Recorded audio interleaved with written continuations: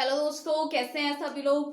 दोस्तों, जैसा कि हम पेपर 6 पर बात कर रहे हैं, पेपर 6 में आज हम यूनिट 5 स्टार्ट करेंगे। यूनिट 5 में हम करेंगे योगा थेरेपी यानी कि योग चिकित्सा। योग चिकित्सा क्या है, उसका अर्थ और परिभाषा को जानते हुए विशेष आवश्यकता वाले बच्चों के लिए योग चिकित्सा के कौन कौन से लाभ है, इन पर बात करेंगे। ठीक है दोस्तों, स्टार्ट करने से पहले आप वीडियो को लाइक कर दें, चैनल को सब्सक्राइब कर दें, बेल आइकन को प्रेस कर दें ताकि हर आने वाली वीडियो आप तक पहुंचती रहे।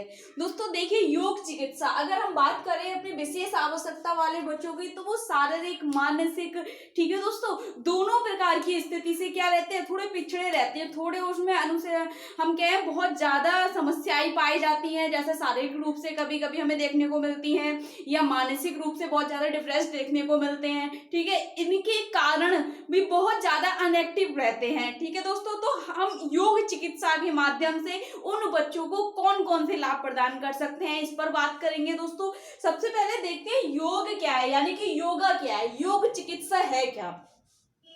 अगर हम बात करें योग शब्द यानी कि योगा क्या है, योगा शब्द क्या है दोस्तों, संस्कृत के शब्द, जो संस्कृत का शब्द है युज, युज शब्द से उत्पत्ति हुई है। यानी कि योग शब्द की उत्पत्ति संस्कृत भाषा के युज शब्द से योग शब्द की उत्पत्ति हुई है, जिसका अर्थ है दोस्तों, इसका अर्थ है मिलान, संचार, मिलान, संयोग या बढ़ावा। ठीक है दोस्तों, ये इसके अर्थ है, युज शब्द के जो अर्थ है, जिसकी उत्पत्ति से योगा शब्द जो बना है, उसका अर्थ है संचार करना, मिलान का या मिलाप करना, योग संयोग या फिर उसको बढ़ावा करना। तो ये शब्द है। योगा चिकित्सा का अर्थ है किसी प्रकार का किसी व्यक्ति को उपचार देना, चिकित्सा कहलाती है। तो योग चिकित्सा क्या है दोस्तों, योग चिकित्सा एक ऐसी चिकित्सा है जिसके द्वारा शारीरिक स्वास्थ्य एवं मानसिक तनाव को दूर किया जाता है। योग चिकित्सा के माध्यम से रक्त संबंधी समस्याओं को दूर किया जा सकता है। योग चिकित्सा द्वारा बहुत सी बीमारियों का उपचार करना ही योग चिकित्सा कहलाती है। यानी कि योग चिकित्सा क्या है, अगर हम बात करें विशेष आवश्यकता वाले बच्चों की दोस्तों, तो उनमें क्या है, शारीरिक समस्याएं रहती हैं उन बच्चों में, और मानसिक दोनों ही समस्याएं हमें देखने को मिलती हैं। यानी कि दोनों प्रकार के हमें विशेष आवश्यकता वाले बच्चे देखने को मिलते हैं। तो दोस्तों योग चिकित्सा से कह रहे हैं शारीरिक स्वास्थ्य, यानी कि शारीरिक रूप से हम उन बच्चों की मदद कर सकते हैं, क्योंकि उनका शारीरिक, अगर हम देखें जो फिजिकल डिसेबल्ड बच्चे जो होते हैं हमारे, तो उनके साथ क्या है, बहुत ज्यादा तनाव होता है, उनकी मांसपेशियों में सिकुड़न पाई जाती है, या कभी कभी हम देखें उनका एबनॉर्मल पोस्चर के कारण बहुत ज्यादा दर्द रहता है उनकी मांसपेशियों में। तो योग चिकित्सा के माध्यम से हम शारीरिक स्वास्थ्य एवं मानसिक तनाव को दूर कर सकते हैं। यानी कि जब उन्हें परेशानी रहेगी तो मानसिक तनाव होगा। तो अगर हम योग चिकित्सा के द्वारा क्या करेंगे, शारीरिक स्वास्थ्य एवं मानसिक तनाव को दूर किया जा सकता है, यानी कि बच्चों का शारीरिक और मानसिक तनाव को दूर कर सकते हैं। योग चिकित्सा के माध्यम से रक्त संबंधी समस्याओं को दूर किया जा सकता है, यानी कि हमारा जो ब्लड सर्कुलेशन एक सिस्टम है, उस सिस्टम को भी हम क्या कर सकते हैं, सुधार कर सकते हैं और सही कर सकते हैं।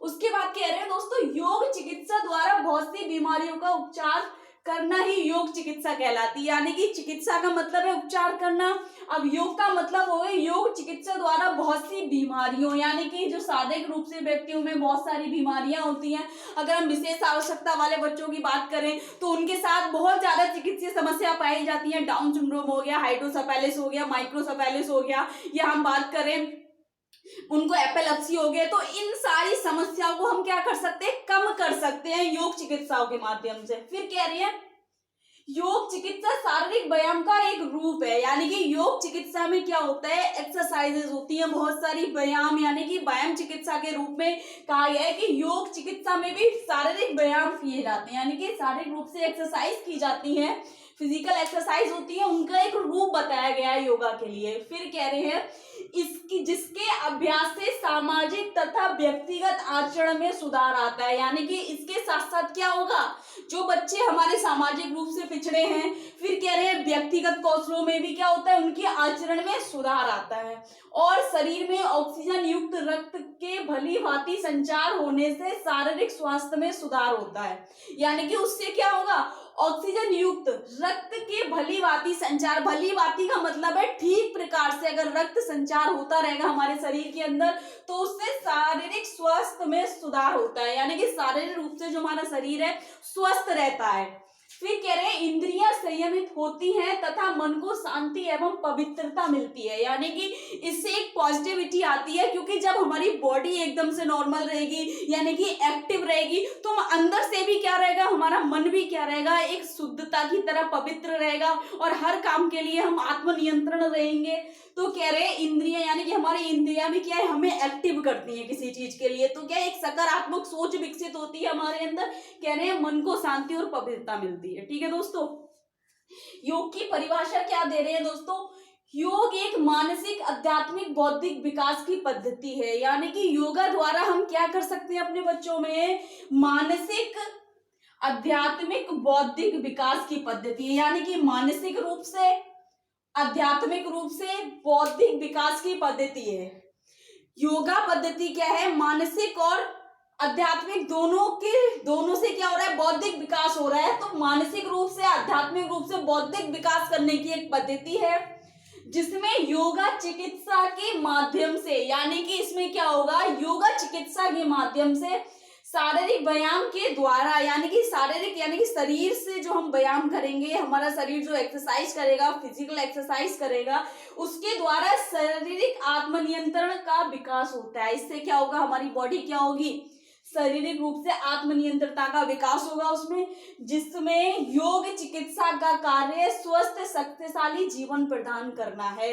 यानी कि योग चिकित्सा का जो कार्य है दोस्तों वह है स्वस्थ शक्तिशाली जीवन प्रदान करना, यानी कि किसी व्यक्ति को स्वस्थ रखना और पावरफुल रखना, और उसमें शक्तिशाली का मतलब है कि वह किसी कार्य करने के लिए एक्टिव रहे, शक्तिशाली रहे और उसमें कार्य क्षमता बनी रहे या कार्य क्षमता को बढ़ावा देना, ये मतलब है शक्तिशाली होने का यहाँ पर। ठीक है, तो योग चिकित्सा का कार्य है शरीर को स्वस्थ और शक्तिशाली जीवन प्रदान करना।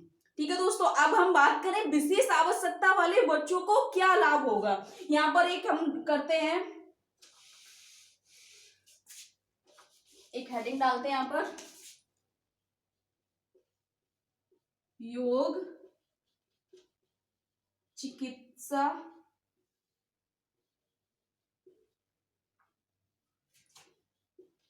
से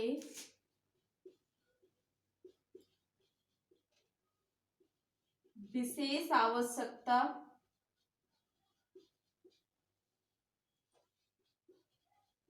वाले व्यक्तियों को क्या लाभ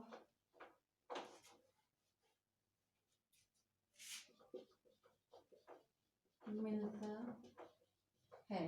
यानी कि योगा चिकित्सा से क्या है, योग चिकित्सा से विशेष आवश्यकता वाले व्यक्तियों का क्या लाभ मिलता है या क्या लाभ है, या हम कह सकते हैं विशेष आवश्यकता वाले व्यक्तियों को योग चिकित्सा के लाभ, ऐसे भी कर सकते हैं। ठीक है दोस्तों, तो यहाँ पर क्या हो जाएगा, योग चिकित्सा के लाभ क्या क्या है विशेष आवश्यकता वाले बच्चों के लिए, कौन कौन से हैं। जैसे दोस्तों हम बात कर रहे हैं शारीरिक रूप से, मानसिक रूप से, शारीरिक रूप से उनके शारीरिक दशा को सही कर सकते हैं, कुछ सुधार किया जा सकता है। मानसिक रूप से अगर हम बात करें तो उनकी बौद्धिक क्षमता को बढ़ाया जा सकता है, या उनका कोई मानसिक तनाव है उसको कम कर सकते हैं, उसको दूर कर सकते हैं। ठीक है, सकारात्मक सोच विकसित कर सकते हैं, आत्मनियंत्रणता को बढ़ा सकते हैं। इसके साथ साथ दोस्तों हम बात करें बच्चों के स्वास्थ्य, शरीर के लिए बच्चों के स्वस्थ शरीर के लिए योगा आवश्यक है। योगा से लाभ मिलेगा क्योंकि बच्चे का शरीर क्या रहेगा, स्वस्थ रहेगा। विशेष आवश्यकता वाले बच्चों के साथ हमें बहुत सारी ऐसी समस्याएं देखने को मिलती हैं जिससे बच्चे बहुत तनावपूर्ण रहते हैं, अनएक्टिव रहते हैं, उनकी बॉडी नियंत्रण में नहीं रहती है। कभी कभी अनैच्छिक गतियों के कारण उनमें उनके मांसपेशियों में दर्द होता है, बहुत ज्यादा दर्द महसूस करते हैं, जिससे क्या है उनकी मनोदशा क्या है, बहुत ज्यादा आलस आ जाता है या बहुत ज्यादा डिप्रेस्ड रहते हैं क्योंकि उनको दर्द बना रहता है, उस दर्द को महसूस करते रहते हैं। योगा चिकित्सा के माध्यम से हम बच्चों के स्वस्थ शरीर के लिए योगा का क्या कर सकते हैं, लाभ मिलेगा, उन बच्चों का शरीर स्वस्थ रहेगा। दूसरा है दोस्तों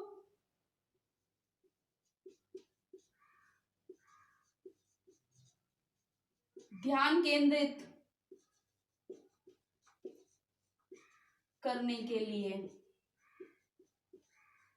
ध्यान केंद्रित करने के लिए कर सकते हैं। अगर बच्चा कोई किसी भी जगह पर बैठेगा, यानी कि अपने आसन लगाकर किसी व्यायाम को करेगा, किसी आसन को परिपूर्ण करेगा, तो दोस्तों क्या होगा, बच्चा ध्यान देगा ना उस चीज को, कंसंट्रेट के साथ कोई एक्सरसाइज कर रहा है बच्चा, तो इससे क्या हो रहा है, उसका ध्यान केंद्रित हो रहा है। जबकि विशेष आवश्यकता वाले बच्चों के साथ देखा जाए, वे अपना ध्यान केंद्रित करने में कठिनाई महसूस करते हैं, किसी चीज पे बहुत ज्यादा समय तक कंसंट्रेट नहीं कर पाते हैं। अगर हम यह बात करें तो जैसे हमारे मेंटल रिटार्डेड बच्चे हो गए या लर्निंग डिसेबिलिटी वाले बच्चे हो गए, या हम कहेंगे यहाँ पर हमारे ऑटिस्टिक बच्चे जो हो गए, जिनमें ऑटिज्म पाया जाता है, श्वलीनता वाले लक्षण जिन बच्चों में पाए जाते हैं, उन बच्चों के लिए बहुत ज्यादा अच्छा है कि योगा के द्वारा हम उनको ध्यान केंद्रित करना सिखा सकते हैं, यानी कि ध्यान केंद्रित करना आ सकता है उन बच्चों में। ठीक है दोस्तों। उसके बाद तीसरा है सामाजिक एवं संप्रेषण कौशलों का विकास। दोस्तों जब बच्चे क्या करेंगे, योगा एक्टिविटी करेंगे, यानी कि योगा कर रहे हैं, तो किसी टीचर को देखकर अनुकरण कर रहे हैं, संप्रेषण कौशल का विकास हो रहा है, उनको सुन रहे हैं, संग्राहक भाषा का विकास हो रहा है, और अपनी बातें बता रहे हैं, अभिव्यक्ति भाषा का विकास हो रहा है। और किसी समूह में, यानी कि एक साथ 10 बच्चे योगा कर रहे हैं, तो सामाजिक, यानी कि सामाजिक समूह में रहने की गतिविधियों का विकास हो रहा है, समूह में कैसे रहना है, उनके नियमों का पालन करना है।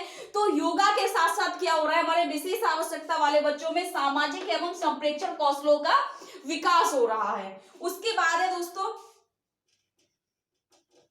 अति सक्रियता को दूर करना। अति सक्रियता का मतलब हम कहेंगे यहाँ पर चंचलता। जिन बच्चों में चंचलता बहुत पाई जाती है दोस्तों, यानी कि जो ऑटिस्टिक बच्चे हो गए, एडीएचडी बच्चे हो गए, tension deficit hyper active disorder जिनमें होता है, एडीएचडी वाले जो बच्चे हैं दोस्तों, ठीक है, उनका टेंशन डेफिसिट होता है, हाइपर एक्टिविटी उनमें होती है दोस्तों। तो उन बच्चों के लिए अच्छा है कि इससे क्या होगा, जब बच्चे योगा करेंगे, फिजिकल एक्सरसाइज करेंगे, उनको थकान होगा, ठीक है, तब बच्चे की चंचलता कम होगी और दूर की जा सकती है। उसके बाद है गंभीर रोग या दोषों को कम करना। गंभीर रोग या दोषों को कम करना, यानी कि गंभीर रोग दोस्तों, जैसा कि हमें पता है कि हमारे विशेष आवश्यकता वाले बच्चों के साथ बहुत ज्यादा मेडिकल प्रॉब्लम्स, यानी कि चिकित्सीय समस्याएं पाई जाती है। डाउन सिंड्रोम हो गया, माइक्रोसेफेलिस हो गया, हाइड्रोसेफेलिस हो गया, एपिलेप्सी हो गया। तो उन बच्चों के लिए हम क्या करेंगे, एपिलेप्सी तो क्या है, मानसिक तनाव है एक तरीके से, क्योंकि बहुत ज्यादा विद्युतीय आवेग उस मस्तिष्क में आते हैं, जिसके कारण बच्चे को एपिलेप्सी होता है, दौरा पड़ता है। अगर हम उसके विद्युतीय आवेग बनने ही ना दें उसके दिमाग में, मानसिक रूप से अगर वह स्वस्थ रहेगा, तो उसको क्या है, दौरे नहीं पड़ेंगे। तो क्या है, गंभीर रोग और दोषों को कम कर सकते हैं हम योगा के माध्यम से, शारीरिक रूप से बच्चा स्वस्थ रह सकता है। फिर है दोस्तों आंखों व हाथों का समन्वय।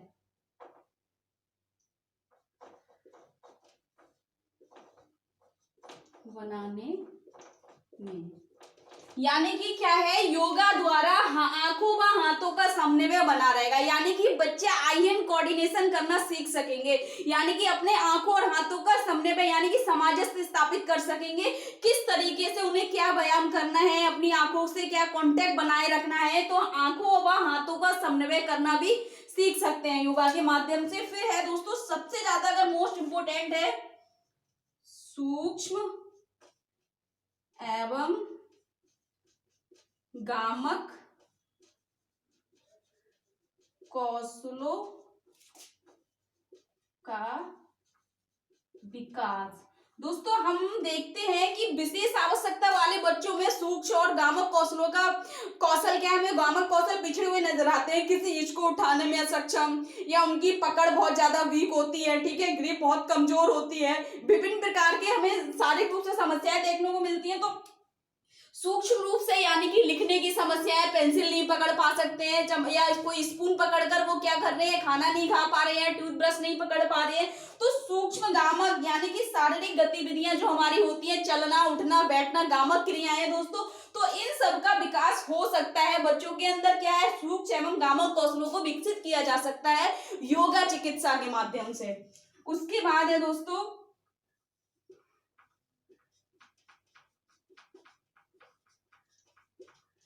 आत्मनियंत्रणता का विकास।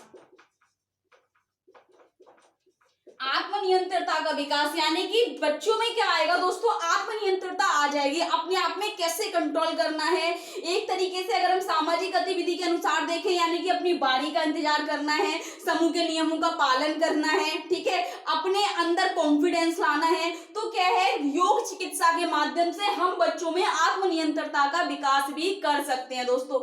ये हमारे लाभ हो सकते हैं। हम अपने बच्चों के साथ अगर हम योगा चिकित्सा देते हैं बच्चों को, तो निम्नलिखित प्रकार के बच्चों को लाभ प्राप्त हो सकते हैं दोस्तों। अगर इसमें आपको कुछ समझ नहीं आ रहा है या कुछ पूछना है, कुछ डाउट लग रहा है, तो कमेंट बॉक्स में जाके कमेंट करें, ज्यादा से ज्यादा वीडियो लाइक करें, चैनल को सब्सक्राइब करें, बेल आइकन को प्रेस करें। Thank you so much.